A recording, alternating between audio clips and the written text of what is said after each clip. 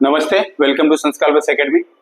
आज हम स्टार्ट करेंगे 2.2 एक्सरसाइज। इसमें फर्स्ट क्वेश्चन हमें क्या बोल रहा है, so that 4√2 is an irrational number.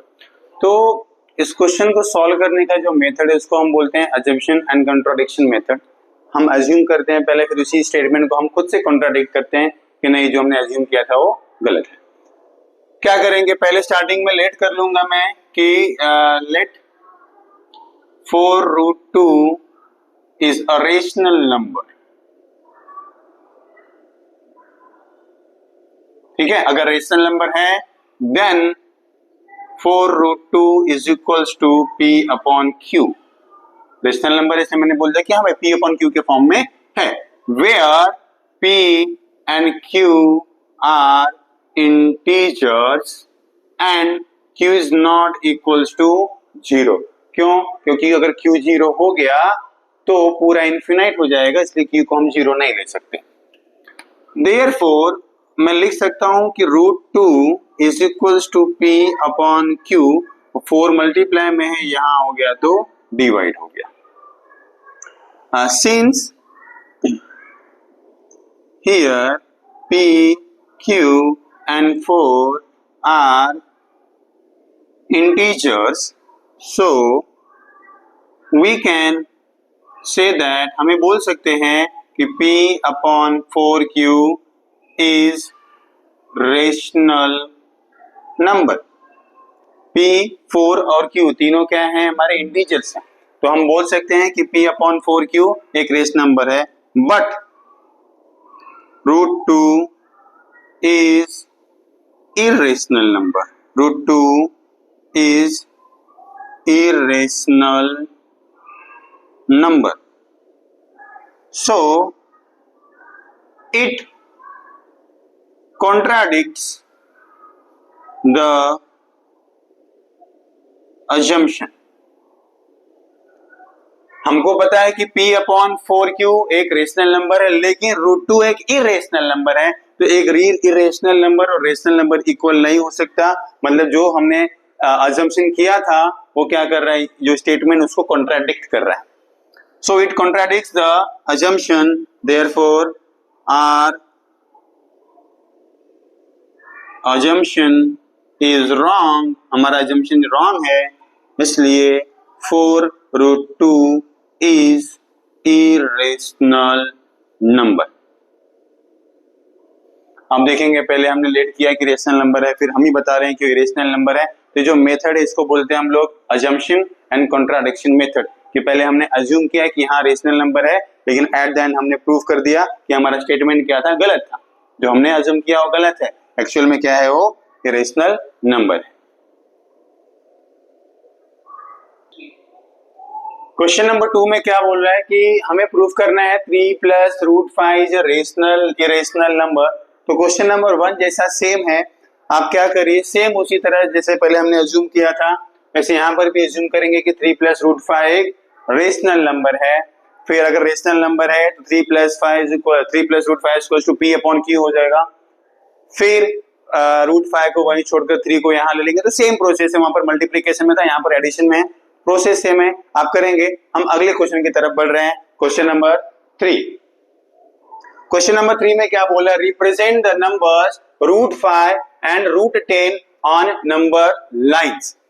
√5 और √10, जब भी कोई रूट का नंबर हमें प्लॉट करने के लिए बोलता है नंबर लाइन पर, तो जो सबसे पहले हम काम करेंगे वो हम चेक करेंगे कि जो रूट के अंदर नंबर दिया है उसके पास का कंप्लीट स्क्वायर नंबर कौन सा है, पहले उसको ढूंढेंगे हम।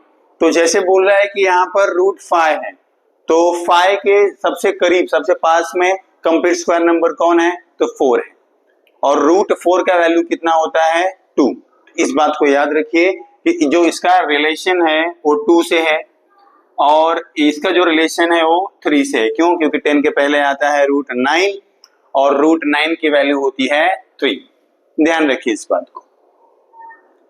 चलिए, नंबर लाइन बनाना है, तो मैं क्या किया, मैंने एक नंबर लाइन ड्रॉ करी, बीच में पॉइंट ले लिया मैंने 0, 1, 2, 3 एंड 4। सिंस पॉजिटिव है तो हम पॉजिटिव की तरफ ही जाएंगे। ठीक है, मैंने बताया √5 है, तो जो सबसे नियरेस्ट कंप्लीट स्क्वायर वैल्यू थी वो क्या थी 4, और 4 का स्क्वायर रूट होता है 2। आप क्या करेंगे 2 के ऊपर एक परपेंडिकुलर लाइन ड्रॉ करेंगे जिसका लेंथ होगा या हाइट होगी 1 यूनिट। अगर मान लीजिए आपने सब सेंटीमीटर में लेके चल रहे हैं, तो अगर ये 1 सेंटीमीटर है तो 2 पर भी क्या करेंगे एक 1 सेंटीमीटर ड्रॉ करेंगे, लेकिन वो क्या होना चाहिए मेन लाइन पर परपेंडिकुलर होना चाहिए। तो मैंने क्या किया पहले एक परपेंडिकुलर लाइन ड्रॉ कर लिया इसके ऊपर।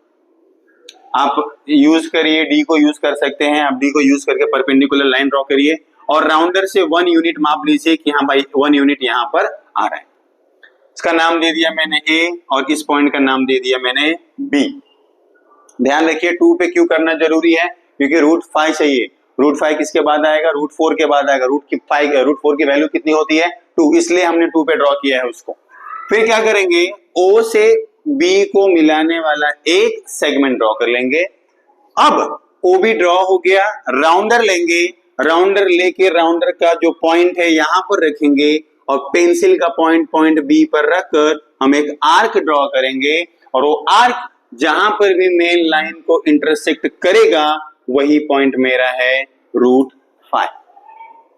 इसके पीछे का कैलकुलेशन क्या है आप देखिए, ये जो पूरा डिस्टेंस है वो 2 यूनिट का है और ये जो डिस्टेंस है पूरा ये 1 यूनिट का है। जैसे मैंने बताया था आपको, अगर आप देखेंगे यहाँ पर 90 डिग्री है तो पूरे ट्रायंगल ओ ए बी में हम पाइथागोरस लगाएंगे। पाइथागोरस लगाने से क्या हो जाएगा ओ बी का square is equals to O A का स्क्वायर प्लस ए बी का स्क्वायर। ओ ए कितना है मेरा 2 का स्क्वायर, ए बी कितना है मेरा 1 का स्क्वायर, ए हो गया 4, ए हो गया 1, टोटल हो गया 5। तो ओ बी स्क्वायर का वैल्यू कितना आया 5 और स्क्वायर रूट ले लेंगे तो ओ बी का वैल्यू कितना आएगा √5। तो ये जो मेरा ओ बी का लेंथ है वो √5 है और इसी √5 को मैंने क्या कर दिया है नंबर लाइन पर प्रोजेक्ट कर दिया है राउंडर की हेल्प से। ठीक है, √10 के लिए देखिए सेम प्रोसेस होगा, इधर हो गया 0 1 2 3 एंड 4। नियरेस्ट वैल्यू कौन है 3 पे क्या करूंगा मैं एक परपेंडिकुलर लाइन ड्रॉ करूंगा और उस पे 1 यूनिट का डिस्टेंस ले लूंगा। नाम दे दिया मैंने इसको पी क्यू। ठीक है, सेम प्रोसेस यहां भी किया था हमने 2 पे किया था, इसको 3 पे करेंगे। फिर O और Q को मिलाने वाला एक सेगमेंट ड्रॉ करेंगे और ये जो Q पॉइंट है इसको ही हम प्रोजेक्ट कर देंगे नंबर लाइन पर, तो जो वैल्यू आएगा ये हो जाएगा √10। लॉजिक क्या है सेम। ए यूनिट ए कितना है 3 का स्क्वायर, ए कितना है 1 का स्क्वायर, 3 का स्क्वायर 9, 1 का स्क्वायर 1, टोटल हो गया 10 और स्क्वायर रूट लेंगे तो √10। तो हमने जो प्रोजेक्ट किया है नंबर लाइन पे वो √10 का वैल्यू है। आई होप आपको समझ में आ रहा है, आप प्रैक्टिस करेंगे तो ज्यादा क्लियर होगा आपको। क्वेश्चन नंबर 4 में बोल रहा है हमें कि right any 3 rational numbers between the 2 numbers given below. तो आप जरा ध्यान से देखिएगा, हर जगह इसको करने का अलग अलग मेथड है, मैं एकदम इजीएस्ट मेथड बताता हूं आपको। फर्स्ट क्वेश्चन क्या है 0.3 से -0.5। अगर इन्हीं पॉइंट को क्या करिए आप, अगर नंबर लाइन पे हम प्लॉट करने के लिए जाते हैं तो ये मान लीजिए अगर 0 है यहाँ पर, तो इस साइड होगा 0.1, इधर होगा 0.2, इधर होगा 0.3। ठीक है, इधर होगा मेरा -0.1, इधर हो जाएगा -0.2, यहाँ हो जाएगा -0.3, यहाँ हो जाएगा -0.4, यहाँ हो जाएगा -0.5। तो ध्यान हमें क्या करना है, इसके बीच के कोई भी 3 नंबर लिखने हैं, तो मतलब 0.3 नहीं आना चाहिए, 0.5 नहीं आना चाहिए, इसके बीच में जितने भी नंबर बचे हैं इसमें से कोई भी 3 नंबर आप लिख दो। मैं लिख दे रहा हूँ -0.4, -0.3, -0.1, 1, 0.1, 0.2 और 0 भी हो सकता है। तो ये आपके पास 1 2 3 4 5 6 7 ऑप्शन है, 7 में से कोई भी 3 आप लिख दीजिए। सेकंड देखिए बोल रहे हैं -2.3 से -2.33। ध्यान रखिए मैं -2.3 को लिख सकता हूं -2.300। ठीक है, क्योंकि अगर मैं देखूं तो 0.3 और 2.3 और 2.33 में क्या नंबर है, 2.31 होगा, 2.32 होगा और ये होगा 2.33। तो मुझे यहाँ पर दो ही नंबर मिल रहे हैं, ठीक है। नंबर को मैं और कैसे बढ़ा सकता हूं, तो उसके आगे मैं डेसिमल के बाद 0 बढ़ा दूं। तो अभी 3 था, उसको मैंने 300 कर दिया, और ये 30 है, इसको मैंने 330 कर दिया। तो 300 से लेके 330 के बीच में टोटल 30 नंबर्स हैं, या टोटल 28 नंबर हैं, तो हम उनको यूज कर सकते हैं, ठीक है। तो मैंने -2.3 को, ये हटा दीजिए इसको, मैंने -2.3 को लिख दिया मैंने -2.300, मतलब 300 से लेकर कहां तक, -2.330 तक। तो अब 300 से लेके 330 के बीच टोटल कितने नंबर्स हो गए, 29 नंबर्स हो गए। हम उनमें से कोई भी 3 ले लेंगे। चलिए मैंने ले लिया -2.301, -2.305, -2.310, ठीक है। आपके पास 29 ऑप्शन है, उसमें से आप कोई भी 3 ले सकते हैं। मैंने 2 क्वेश्चन करा के दिया आपको, बाकी जो बचे हुए 2 क्वेश्चन है आप प्रैक्टिस करिए और उनके आंसर्स कमेंट करिए, और कितने ऑप्शन हो सकते हैं वो भी कमेंट करिए आप। थैंक यू, एक्सरसाइज खत्म हो गया हमारा।